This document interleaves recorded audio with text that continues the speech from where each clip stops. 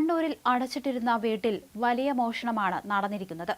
വളപട്ടണം മന്നയിൽ പൂട്ടിയിട്ട വീട് കുത്തി തുറന്ന് 1 കോടി രൂപയും 300 പവൻ സ്വർണവുമാണ് മോഷ്ടിച്ചത്.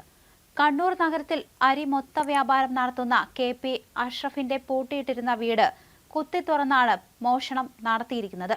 കിടപ്പുമുറിയിലെ ലോക്കറ്റിൽ സൂക്ഷിച്ചിരുന്ന സ്വർണവും പണവുമായി മോഷ്ടാക്കൾ കടന്നുവെന്നാണ് റിപ്പോർട്ടുകൾ. മന്ന KSEB ഓഫീസിന് സമീപമുള്ള വീട്ടിലാണ് മോഷണം നടന്നിരിക്കുന്നത്. വീട്ടിലുള്ളവർ ഇക്കഴിഞ്ഞ 19-ാം തീയതിയാണ് വീട് പൂട്ടി മധുരയിലെ സുഹൃത്തിനെ സന്ദർശിക്കാൻ പോയത്. ഇത്രയും വലിയ തുകയും സ്വർണവും വീട്ടിൽ സൂക്ഷിച്ചായിരുന്നു വീട്ടുകാർ യാത്ര പോയത്. ഈ യാത്ര കഴിഞ്ഞ് ഞായറാഴ്ച രാത്രി തിരിച്ചെത്തിയപ്പോഴാണ് വീട്ടിൽ മോഷണം നടന്ന വിവരം അറിയുന്നത്. അടുക്കള ഭാഗത്തെ ജനലിന്റെ ഗ്രില്ല് മുറിച്ചു മാറ്റിയാണ് മോഷ്ടാക്കൾ വീടിനുള്ളിൽ കയറിയതെന്ന് വ്യക്തമാകുന്നു.